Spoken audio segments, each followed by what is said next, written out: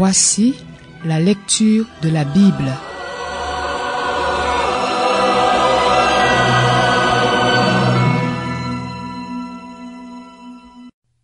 Ésaïe, chapitre 27. Ce jour-là, l'Éternel interviendra à l'aide de sa dure, grande et forte épée contre le Léviathan, ce serpent fuyard, oui, contre le Léviathan, ce serpent tortueux. Il tuera le monstre qui est dans la mer. Ce jour-là, entonnez à son intention un cantique sur la vigne excellente. Moi l'Éternel, je suis son gardien, je l'arrose à chaque instant. De peur qu'on ne l'attaque, nuit et jour je veille sur elle. Il n'y a pas de colère en moi, mais si je trouve des ronces et des buissons épineux à combattre, je marcherai contre eux, je les ferai disparaître tous ensemble, à moins qu'on ne me prenne pour refuge, qu'on ne fasse la paix avec moi, oui, qu'on ne fasse la paix avec moi. Dans l'avenir, Jacob prendra racine, Israël fera des fleurs et des rameaux et remplira la surface du monde de ses fruits. L'Éternel l'a-t-il frappé comme il a frappé ceux qui le frappaient? L'a-t-il tué comme il a tué ceux qu'il tuait? C'est avec mesure que tu l'as sanctionné de l'exil. L'Éternel l'a emporté par son souffle impétueux, un jour où soufflait le vent de l'Est. C'est ainsi que la faute de Jacob a été expiée, et voici le fruit du pardon de son péché. Quand il rend toutes les pierres des autels pareilles à des pierres de chaux transformées en poussière, les poteaux sacrés et les piliers consacrés au soleil ne se relèvent plus. En effet, la ville fortifiée est solitaire, c'est une maison délaissée, abandonnée comme le désert. Le veau vient y brouter, il s'y couche et mange les branches. Quand les rameaux sèchent, on les casse et des femmes viennent y mettre le feu. C'était un peuple dépourvu d'intelligence. Voilà pourquoi celui qui l'a fait n'a pas eu compassion de lui, celui qui l'a façonné ne lui a pas fait grâce. Il arrivera, ce jour-là, que l'Éternel procédera à un battage depuis le cours de l'Euphrate jusqu'au torrent d'Égypte, et vous serez ramassés un à un, Israélites. Ce jour-là, on sonnera de la grande trompette.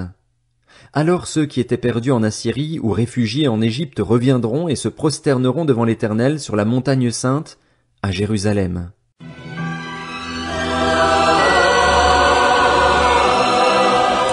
C'était la lecture de la Bible.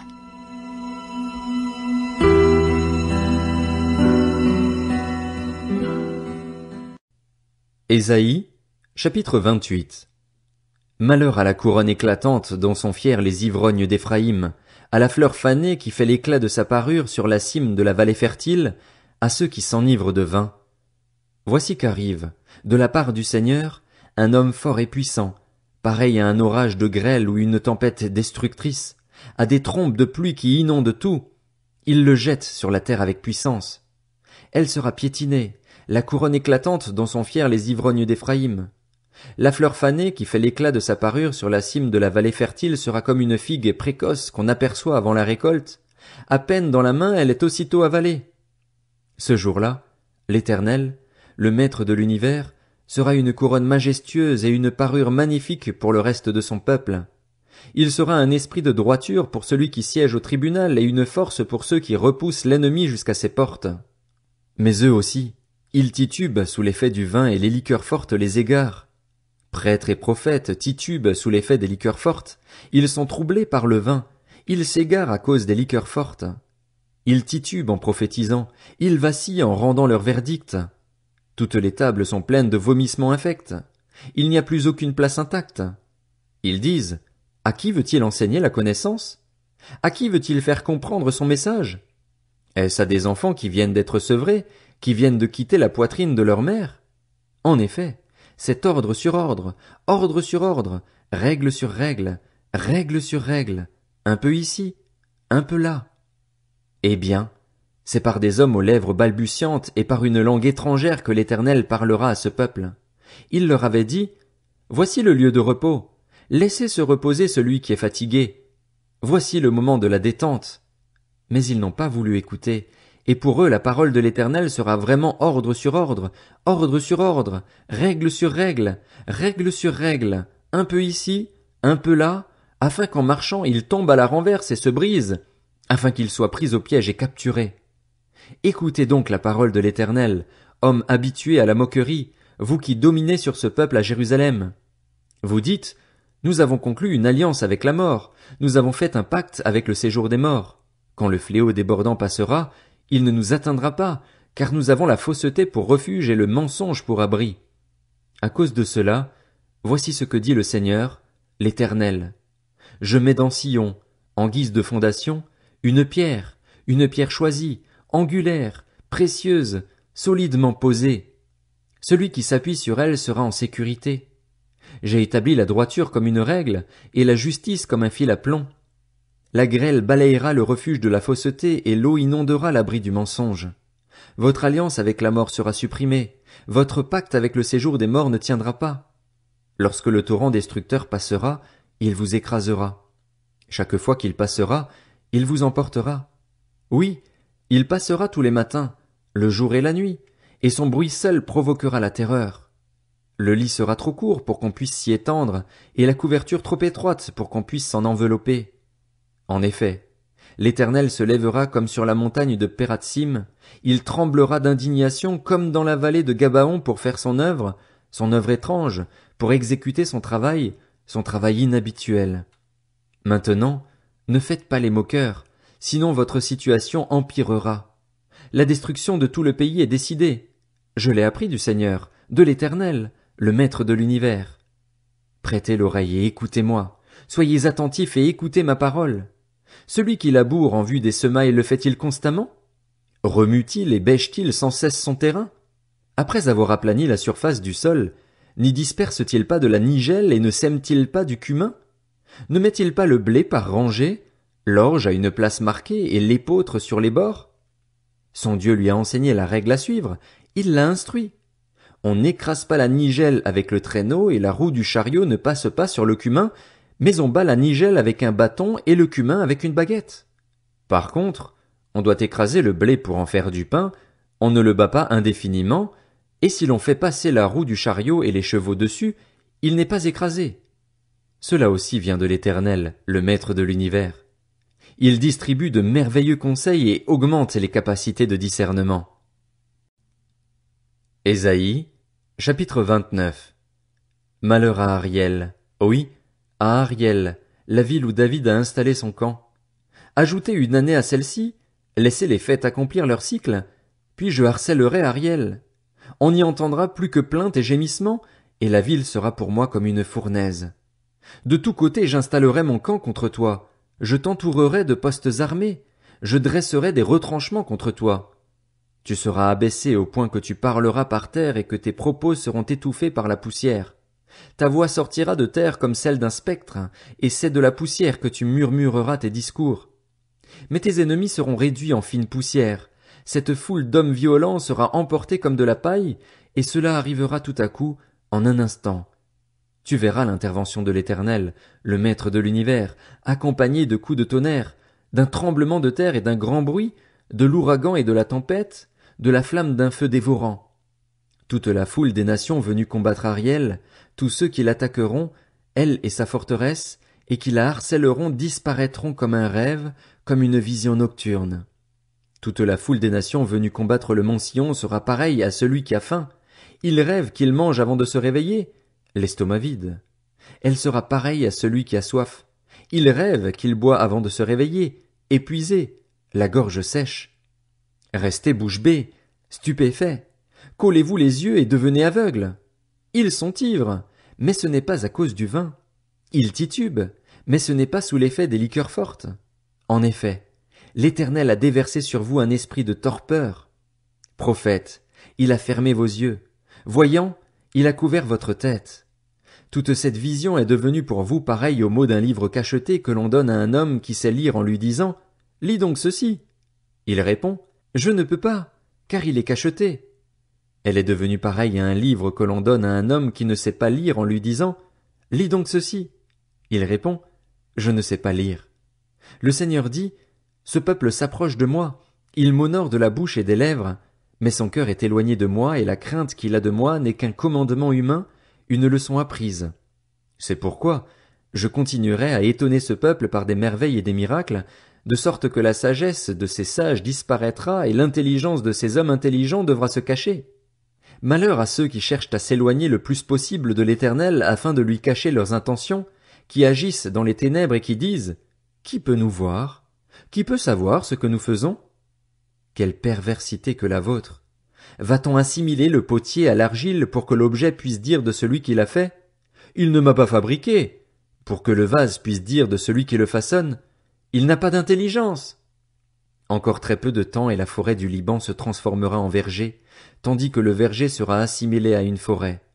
Ce jour-là, les sourds entendront la lecture du livre et, délivrés de l'obscurité et des ténèbres, les yeux des aveugles verront. Les humbles trouveront de plus en plus leur joie en l'Éternel et les plus pauvres de l'humanité seront remplis d'allégresse grâce au Saint d'Israël. En effet, l'homme violent ne sera plus là. Le moqueur aura disparu. Ils seront éliminés, tous ceux qui n'attendaient qu'une occasion pour faire le mal, ceux qui condamnaient un homme pour un mot, tendaient des pièges à celui qui défendait sa cause à la porte de la ville et écartaient le juste par des accusations sans fondement. C'est pourquoi, voici ce que dit l'Éternel, lui qui a racheté Abraham à la famille de Jacob. Désormais Jacob ne rougira plus de honte, désormais son visage ne pâlira plus. En effet, lorsque ses enfants verront ce que j'accomplirai au milieu d'eux, ils reconnaîtront la sainteté de mon nom. Ils reconnaîtront la sainteté du Saint de Jacob et redouteront le Dieu d'Israël. Ceux dont l'esprit s'égarait sauront ce qu'est l'intelligence et les protestataires se laisseront instruire. Ésaïe, chapitre 30. Malheur aux enfants rebelles qui forment des projets en me tenant à l'écart, déclare l'Éternel, et qui concluent des alliances sans se laisser inspirer par moi, accumulant ainsi péché sur péché. Ils descendent en Égypte sans me demander mon avis, pour chercher refuge dans la protection du Pharaon et s'abriter sous l'ombre de l'Égypte. La protection du Pharaon tournera à votre honte, et l'abri trouvé sous l'ombre de l'Égypte à votre humiliation. En effet, ses ministres sont à Tsoan et ses messagers ont atteint Anès. Tous se couvrent de honte à cause d'un peuple qui ne leur sera d'aucune utilité, ni pour les secourir, ni pour les aider, mais qui fera leur honte et leur déshonneur. Message sur les bêtes du Néguev. À travers une région de détresse et de désarroi, patrie de la lionne et du lion, de la vipère et du serpent volant, ils portent leurs richesses à dos d'âne, ils portent leurs trésors sur la bosse des chameaux pour les donner à un peuple qui ne leur sera d'aucune utilité. En effet, le secours de l'Égypte est illusoire et creux, c'est pourquoi je l'ai appelé le monstre au repos. Maintenant, viens écrire cette parole devant eux sur une table et enregistre-la dans un livre, afin qu'elle reste comme un témoignage éternel pour les jours à venir. En effet, c'est un peuple rebelle, ce sont des enfants menteurs, des enfants qui ne veulent pas écouter la loi de l'Éternel. Ils disent aux voyants, « N'ayez pas de vision !» Aux prophètes, « Ne nous révélez pas des vérités ! Dites-nous des choses flatteuses, révélez-nous des chimères. Détournez-vous du bon chemin, écartez-vous du bon sentier, cessez de nous confronter au Saint d'Israël. » C'est pourquoi, voici ce que dit le Saint d'Israël. Puisque vous rejetez cette parole, puisque vous placez votre confiance dans l'exploitation et la perversion et les prenez pour appui, cette faute sera pareille, pour vous, à une fissure menaçante qui grossit dans une haute muraille et dont l'écroulement arrive tout à coup, en un instant. Elle se brise comme un vase en terre cassé sans ménagement, et l'on ne trouve aucun morceau, parmi les débris, pour aller prendre du feu au foyer ou puiser de l'eau à la citerne. En effet, voici ce qu'avait dit le Seigneur, l'Éternel, le Saint d'Israël. C'est dans le retour à moi et le repos que sera votre salut, c'est dans le calme et la confiance que sera votre force. Mais vous ne l'avez pas voulu. Vous avez dit, non, nous nous enfuirons à cheval. Voilà pourquoi vous vous enfuirez. Nous monterons des chevaux rapides. Voilà pourquoi vos poursuivants seront rapides. 1 millier fuira à la menace d'un seul. Vous fuirez à la menace de 5 hommes, jusqu'à ce qu'il n'y ait plus de vous qu'un reste isolé comme une perche au sommet de la montagne, comme un étendard sur la colline. Cependant, l'Éternel n'attend que le moment de vous faire grâce, c'est pourquoi il se lèvera pour vous manifester sa compassion. En effet, l'Éternel est un Dieu d'équité.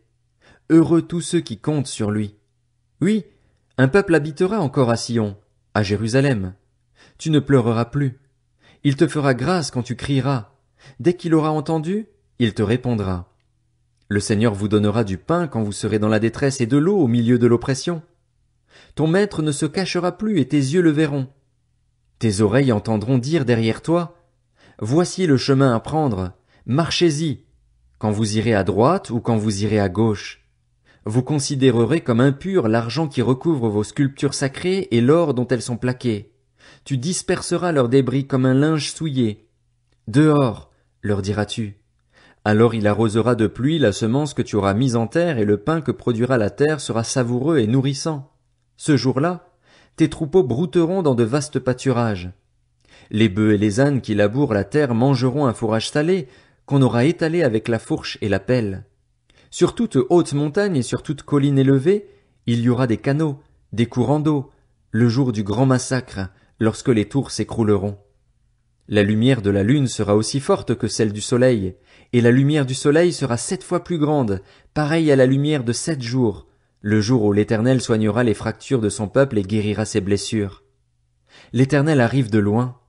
Sa colère est ardente, elle pèse lourdement. Ses lèvres sont pleines de fureur et sa langue est comme un feu dévorant. Son souffle est pareil à un torrent qui submerge tout jusqu'à la hauteur du cou. Il passera les nations au crible de la destruction. Il passera aux mâchoires des peuples le mors de l'égarement. Vous chanterez comme la nuit où l'on célèbre la fête. Vous aurez le cœur joyeux, comme celui qui marche au son de la flûte pour aller à la montagne de l'Éternel, vers le rocher d'Israël. L'Éternel fera retentir sa voix dans toute sa majesté. Il montrera son bras prêt à frapper à cause de l'ardeur de sa colère, au milieu de la flamme d'un feu dévorant, de l'inondation, de la tempête et des pierres de grêle. À la voix de l'Éternel, l'Assyrien tremblera. L'Éternel le frappera à coups de bâton, et à chaque coup de bâton qui lui est destiné et que l'Éternel fera tomber sur lui, on entendra les tambourins et les harpes. C'est ouvertement que l'Éternel combattra contre lui. Depuis longtemps le bûcher est prêt, et c'est pour le roi qu'il a été préparé. C'est un endroit profond et large. Son bûcher est composé de feu et de beaucoup de bois. Le souffle de l'Éternel l'enflamme comme un torrent embrasé de soufre.